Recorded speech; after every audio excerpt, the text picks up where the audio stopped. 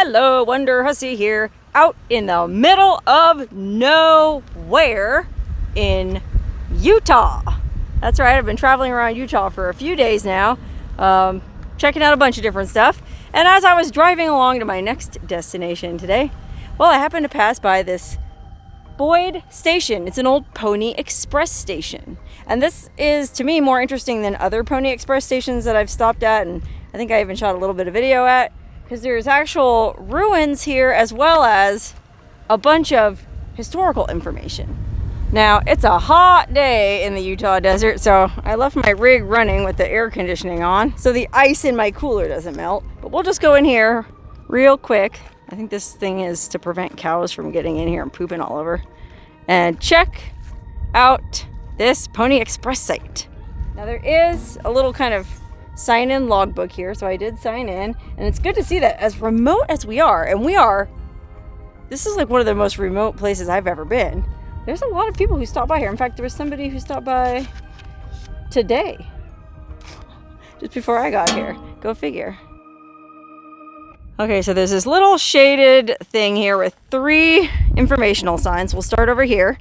This one here shows you an overview of the Pony Express route, and it kind of tells you a little bit about how it worked. So it says before the Pony Express, in 1845, it took 6 months to get a message from the east coast of the US to California. Okay, that was right before the gold rush. I guess there weren't that many people in California, so 6 months, I guess people just kind of lived with it. But it says, but by the late 1850s, 500,000 people had migrated west, and they wanted up-to-date news from home. Something had to be done to deliver mail faster and improve communication to the developing nation. So this company called the Central Overland California and Pikes Peak Express Company, a subsidiary of Russell, Majors, and Waddell, announced the formation of the Pony Express January 27th, 1860. And they planned to carry letter mail between St. Joseph, Missouri and Sacramento, California in only 10 days. And then it says, although the Pony Express was a financially risky enterprise, the company hoped to attract a lucrative contract with the U.S. Postal Service. Well, we all know what happened. The telegraph ended up being invented, and the Postal Service wasn't interested in the Pony Express. Anyway, it says here, knowing that a healthy horse could run at a full gallop for only 10 to 12 miles, the Pony Express needed stations for its riders to change mounts. So these little jockey, I think they were like teenagers, small, lightweight young boys, basically, would flat out gallop for 10 to 12 miles on these poor horses over this.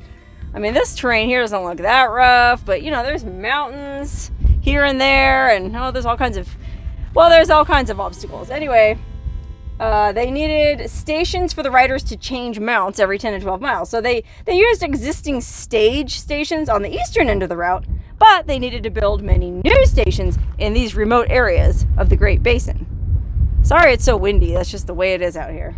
So it's, according to Majors, who I guess was one of that Russell, Majors, and Waddell outfit, he said 400 to 500 Mustang horses were purchased, 200 men were hired to manage the stations, and 80 riders signed on to begin the Pony Express. So that's a pretty big initial investment. They had to buy 500 horses, hire 200 men just to manage the stations all the way across the country, and then, of course, they had to find 80 teenagers that were willing to do this job, which I would guess probably wasn't that hard to do, because it seems like adventure and making money and riding across the West. Who wouldn't want to do that? Well, it's dangerous. At that time, the Native Americans were probably still, trying to attack you. So it wasn't for everybody, but for the young lads seeking adventure, I don't know. I probably would have been one of the first to sign up. But interestingly, it says, although the Pony Express captured the admiration, imagination, and hearts of the people, it was a financial disaster for its founders. But the pony era was not brought to an end by the financial failure, or even problems with Indians, but by the telegraph.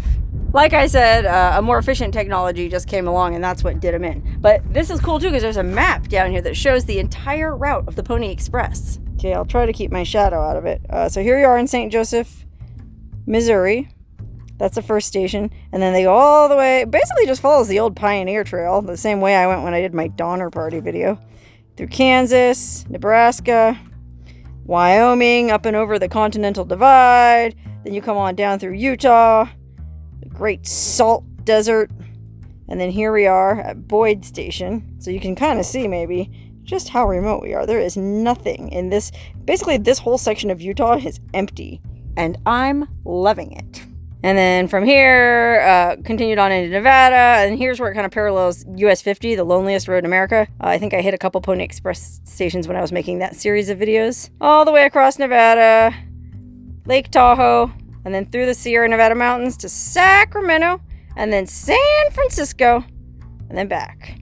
It's wild. And these stations that have the blue bar means there's still like historical ruins standing, but there's also a lot of stations that there's nothing left at. A lot of those are in Nevada.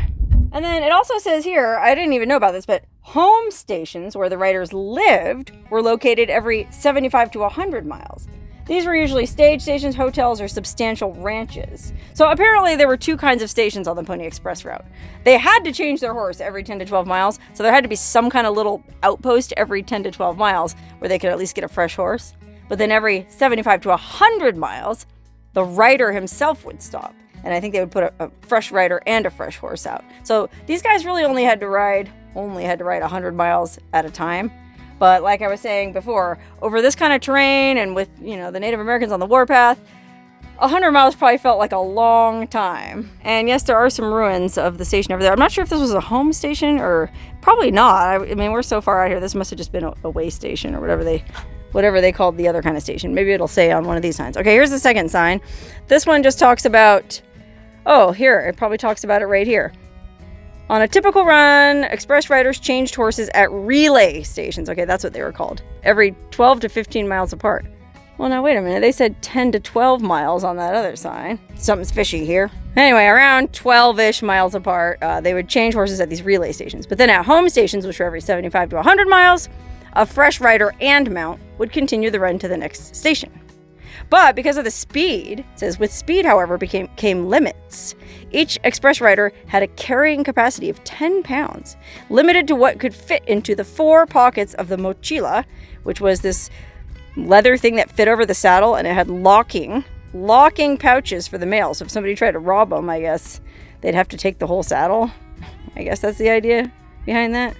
I wonder if the express riders themselves had keys to those locks. You know what I mean? Or maybe the riders themselves weren't actually trusted because they were just teenagers. Maybe the thing was locked at the beginning of the trail back in St. Joseph and then wasn't unlocked again until they got to the final destination. I don't know. Interesting to think about. But it says the saddles used by pony riders were custom made to be lighter and more streamlined, allowing these mochilas to be easily removed from one saddle and tossed over the horn and seat of the saddle on the next horse. And then there's a picture here. Look, this is what the Pony Express stamp looked like. Wouldn't that be cool to have an old postcard with a Pony Express stamp on it? Boy, talk about a collector's item. And then I thought this part was really interesting. High demand for such limited capacity. Remember, they could only fit that much on each horse. Meant that Pony Express rates were extremely high. It was $5 per half ounce, which equals $1,000 per ounce in $2,002, probably even more now. And I didn't realize that. So apparently, like, regular folks weren't really sending mail on the Pony Express because it was so expensive. It says the customers were mostly the military, the U.S. government, major newspapers, well-capitalized businesses, and individuals who could afford the service. And I can't imagine very many people being to afford, well, that kind of money. It'd have to be a really important letter. Maybe like a marriage proposal. Bell, stop. Wait for me, stop. Wait, that's a telegraph. Never mind. Okay, and then this last sign kind of has a drawing of what, I guess, a typical relay station might have looked like. And again, I didn't realize this, or I guess I just never really thought about it, but, these home stations where they actually lived and had meals and relaxed and rested, they were nice, substantial buildings in cities, like hotels, basically.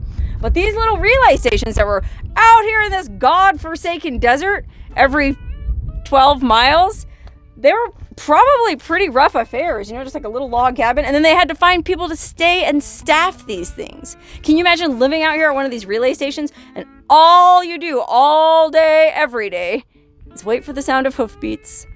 You see the rider coming. Oh, someone's coming. Rider's coming. You get the next horse ready. And I mean, it's not like he would be able to stay and chit chat with you. He had to jump on the next horse and go. So not only was it a boring existence, it was probably kind of a lonely existence, no one else to talk to. Although it does say here, and I think it's cool that they call the station keepers unsung heroes, because I think that is kind of true. I never thought about it. It says these station keepers often worked in pairs. Day and night, they kept a vigil for incoming riders. And then it says that remote relay stations, especially out west, were often exceedingly primitive, which I'm pretty sure these ruins are going to bear out. And we're about to go check them out and see for ourselves. But before we leave this sign, let's just dwell on these poor unsung hero station keepers a little bit longer. The sign goes into a little bit of detail, just talking about how hard their life was. Hot, dry summers, bitter cold winters, often the only companions for station keepers. On other days, loneliness and idle time were interlaced by fending off horse thieves and Indian attacks. Frequently exposed to danger, many lost their lives in the daring American enterprise. It's true, everyone always thinks of the riders as the heroes, and they were. What they were doing was not easy, but let's not forget these station keepers. It's as though the Pony Express has become a romanticized legend in American history. The station keepers, those who kept the horse waiting and bid Godspeed to the rider as he galloped away, are the true unsung heroes of the Pony Express. I just think that's really cool that there's a signboard dedicated to these station masters, because it's true, the Pony Express riders get all the glory, although, deservedly, because there's a quote here from this one Pony Express rider, William Campbell from western Nebraska. It was not until December 1860 that I had an opportunity to ride. The boys were dropping out pretty fast. Some of them could not stand the strain of the constant riding. It wasn't so bad in summer, but when winter came, the job was too much for them. My first ride was in a heavy snowstorm, and it pretty nearly used me up. Yeah, I believe it. Riding, like I said, on this treacherous terrain and with the threat of Indian attack and then, of course, the weather, I'm sure it wasn't easy for the riders either. So I give a lot of respect to the riders and the station masters. I don't give too much respect to the people who started the enterprise. They seem like they just wanted to make a buck, but hey, who can blame them? I also thought it was interesting how this guy was a western Nebraska Pony Express rider. So I guess that makes sense. It's kind of like with being a big rig driver. They're not all, what do they call that, over the road where you're like going cross country. Some of them are like localized. And so with the Pony Express, it sounds like, if you're only riding 100 miles in a day, well, maybe you rode 100 miles west and then you went to the home station and rested and then waited till a guy was coming east and then you went back east. And so you got to go home every so often. I'm not actually sure how that worked, if they were based locally or not, but I'm getting lots to think about at this little roadside stop. Okay, let's go check out these ruins. And then I got to get back in my nice, cool, air-conditioned rig. But, this is a good reminder. I guess on horseback it would have felt pretty good. Just the wind, the beautiful open blue sky, the sagebrush. I'm sure there were times on the job when it was actually pretty fun. Like I was saying earlier, I bet a lot of guys were champing at the bit to get one of them gigs. All right, let's see. How do I get over here to these ruins? Well, I guess they're fenced off, but that's okay. Well, there's really not much left, but you can get an idea of what a rustic, simple affair this little relay station cabin was. It looks like it was just big enough for one room, 2 guys living there. We can imagine 2 grizzled old-timers. Maybe they were sort of like failed mountain men or ex-mountain men that just kind of wanted to sort of semi-settle down without going back to the big city. And so they took a job as relay station masters, and we'll call them Jed and Ted. Jed and Ted lived here together, and, well, they were probably friendly for the most part. The only 2 people around for miles. But every now and then they probably got on each other's nerves, and they probably bickered, and maybe Jed took a nip out of Ted's moonshine, and then maybe Ted borrowed Jed's favorite tin mug and lost it, and oh gosh, sounds like a sitcom or something. But that's what I like about going to these old historical places, is trying to make up stories and imagine what the lives were like of the people who lived there. Oh, stop it. You can go through the fence. Look at this. Man, this is cool. One thing I really like about Utah is they're super into history and historical preservation. So, man, I salute you. Okay, well, this doesn't, really show us any more than what we already saw, but I don't know, it's kind of cool that you can actually walk right up to it and see. I don't know if Jed and Ted would have actually built this themselves, or did the Overland Company pay somebody to come all the way out here and build these things? It doesn't seem likely. But guys, the station masters must have built these things themselves. And yeah, I'm sure, there were times when the job sucked and it was boring and lonely and dangerous, but I bet a lot of the old timers, I'm guessing the station masters were probably older than the Pony Express riders. Maybe when the Pony Express was launched, you know, all the young bucks got all the glory. They got to be the mail delivery guys, the riders. Well, you know, there's the older guys that wanted to go out and have adventures, but, well, they were too old or too heavy to be a rider. So it's nice that there was a position that they were able to fulfill, you know, and be a part of it. Anyway, that's about all there is to this little Pony Express relay station, but I feel like it was definitely worth a stop because I personally gained a whole new insight into what the actual day-to-day workings of the Pony Express were all about. So, man, I hope it was as interesting to you as it was to me. But now I'm back in my car. I'm going to close out this blasted wind and this heat, and I'm going to consult my atlas so that I can make my way to my next destination, which happens to be a hot spring. Stay tuned for that.